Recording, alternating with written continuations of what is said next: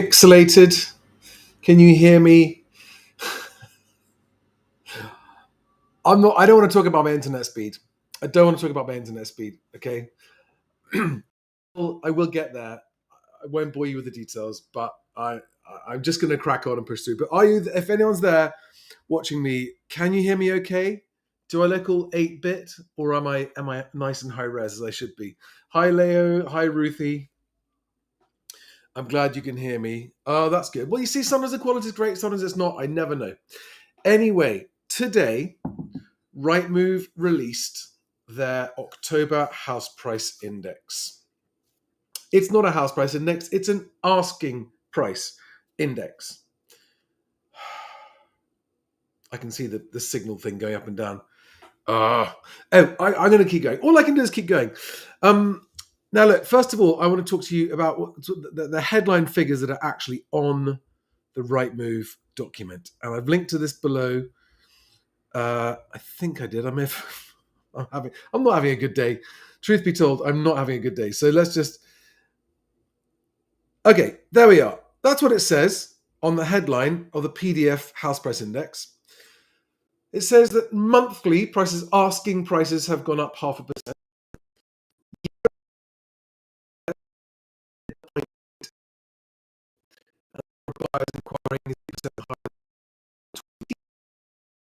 Let's just now take a look at how it was reported this. So, first of all, we have The Guardian, and The Guardian called it house prices incorrectly and misleadingly, okay? Because it's not house prices. Really important everyone understands that. And I know I've got lots of new followers. Welcome to all new followers.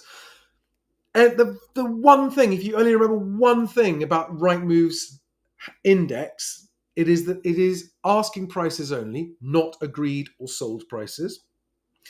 And more importantly than that, it is calculated using only the asking prices of the newly listed properties in the last month.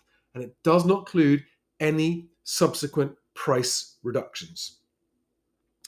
So this Guardian headline reads, UK house prices rise.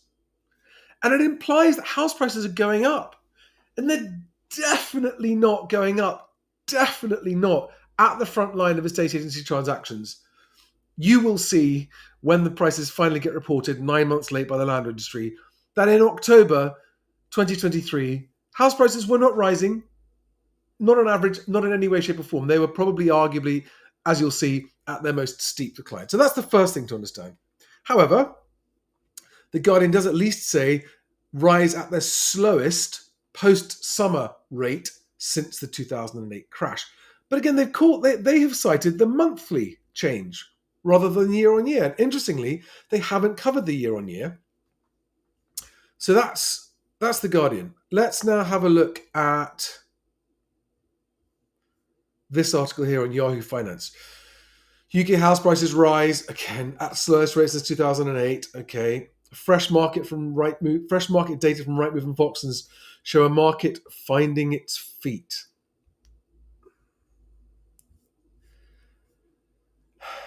Given that we know, if you're a regular viewer of the channel, what's happening at the front line and how difficult agents are finding it, and that it's carnage and that agents are being laid off everywhere, and that prices are falling at the Halifax and nationwide, they're falling, and cash prices, transactions are falling even faster than that, but they're not reported yet.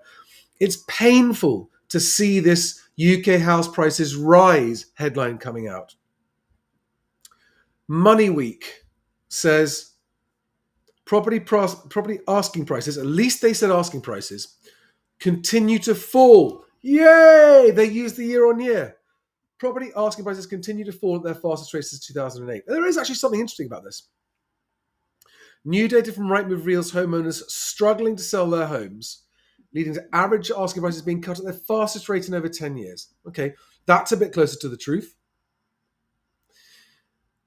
But the other thing I want to remind everyone who is new to this channel and this conversation is that when you take into effect the timing differences of different indices, Rightmove is asking prices, and asking prices are at the very beginning of the very long 12 to 18 month process of a house coming to the market, finding a buyer, being sold.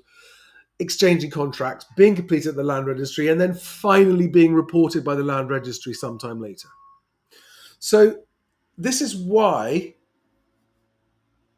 asking prices are the very last indicator to admit and to show that prices are actually falling. Now, the next thing to understand is that an average price can go up not because property values are going up, but because more higher value properties are coming to the market. And we're going to go into the detail of this breakdown of Rightmove's asking prices, because it starts to show some interesting stuff. So even if an asking price average is rising between August and September, that doesn't mean that all asking prices are rising, because just the addition of more properties, more larger high value properties coming to market, would create an average price going up, creating the illusion that prices aren't falling when they might well be falling in other areas. So let's go and have a look in more detail here. Let me get this up on the screen for you, nice and big. There we go. So the monthly price rise is 0.5%. The yearly prices changed in asking price down 0.8%. Now I'm going to just break down each sentence here. The average new seller asking price, thank you, that's the first bit of correct terminology that we've actually had, increased by 0.5% or £1,950 this month. The average new seller asking price. That does not mean the average price of each property has increased asking price by £2,000. Don't think it does. Okay? And it says it's the smallest average asking price increase at this time of year since 2008. Okay. Interesting, right? Because normally August to September or September to October does show a bigger jump. Well below the historic norm of 1.4%. So it's almost 1/3 the size of the typical rise at this time of year, the typical month-on-month rise. The number of sales agreed are 17% below this time last year. Okay. That is not properties sold. That's sale agreed, and it doesn't take into account transactions falling through. But it goes on to say, as those sellers who are struggling to adjust their price expectations to match current activity levels are finding that their homes are being left on the shelf. This is quite negative talk from Rightmove. And this is the kind of stuff that should be reaching the headlines and doesn't. Buyers are still active for the right property at the right price. True, absolutely true. But agents advise that sellers need to capture attention with a competitive price from the first day of marketing, as starting too high and reducing the price later damages the chances of a sale. Any sellers watching this, for Rightmove to be telling you this is about the loudest signal, the biggest slap in the face with a wet fish you could possibly have. And it goes on to spell out the data on this, right? It goes on to point out that testing the market at a silly high price almost guarantees a much lower chance of selling your property. I'm just going to recap this, right? Buyers are still active for the right property at the right price, but agents advise that sellers need to capture the attention with a competitive price from the first day of marketing. In other words, please don't make the agent put it on at a higher price than the agents want to, because starting too high and reducing later damages the chances of a sale, full stop. Number of buyers inquiring to each available home for sale is 8% higher than the more normal market of 2019. Okay, interesting. There is demand. They're inquiring. These are inquiries, not offers, remember. And this is the golden rule. It's really, really powerful that it's Rightmove saying this, okay? The importance of immediate buyer interest. If a property receives its first buyer inquiry on the first day of marketing, rather than after 2 weeks, then Rightmove data shows that it is 60% more likely to find a buyer.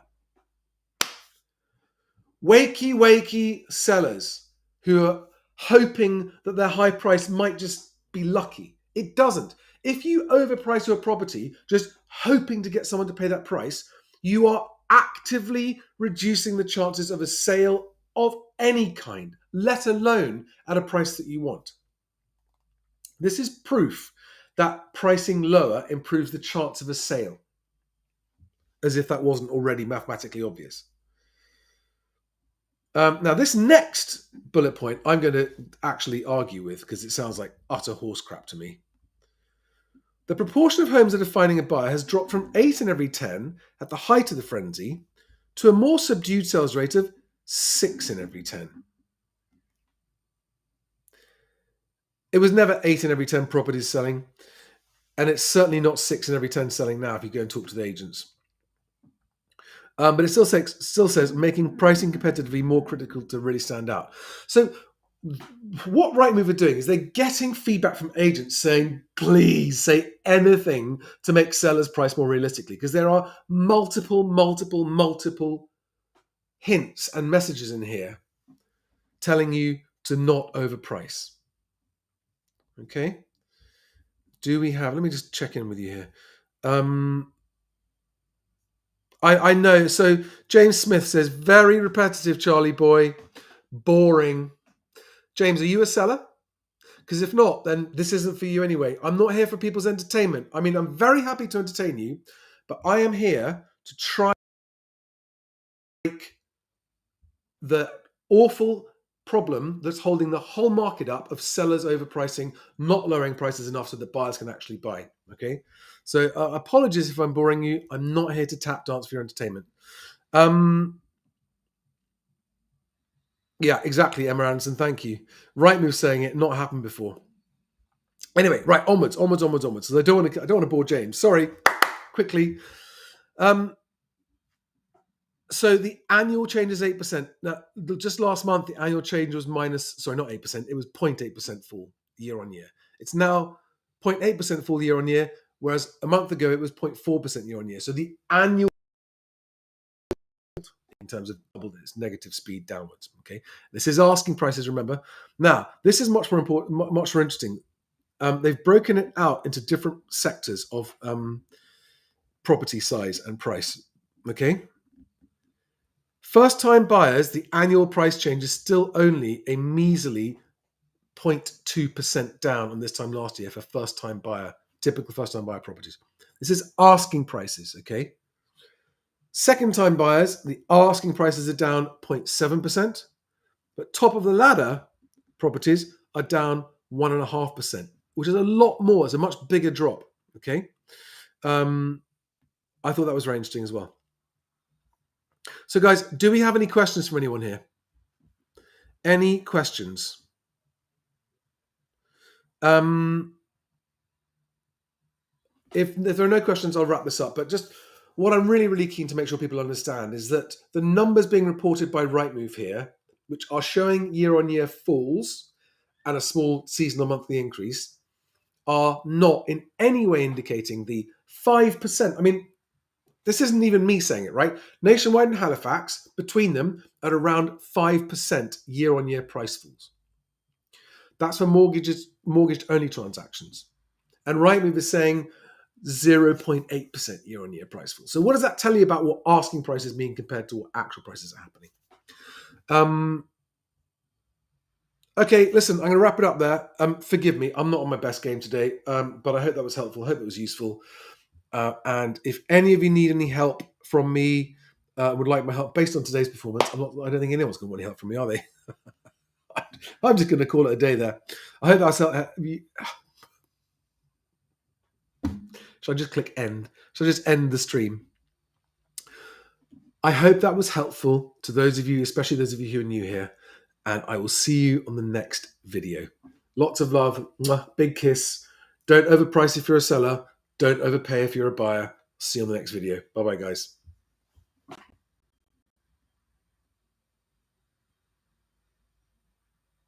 Oh, you just started putting questions in. Okay. All right. I'm going to keep going. Emma Anderson says, how best to approach an agent when telling them you feel a property is overpriced?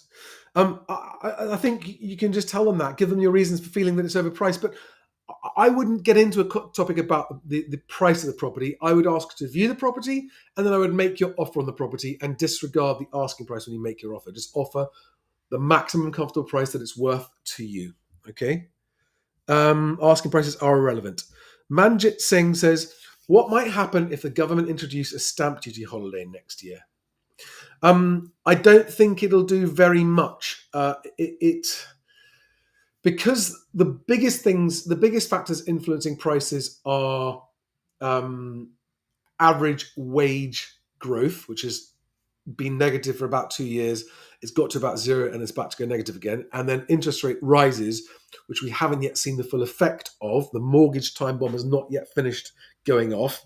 And any change in stamp duty would still take a long time to filter through to transactions. So it'll make a small difference. What tends to happen is it tends to, whatever the stamp duty value on a property would be in a stamp duty holiday, that price tends to get split between the buyer and the seller. They tend to split the difference. But on a lot of first time buying properties, that wouldn't apply anyway. It might make a difference on high properties. Any other? Oh, God, I really am all over the place. I did want to show you something else. I wanted to show you the London regional changes because it's quite interesting. London boroughs. Here we are. London boroughs.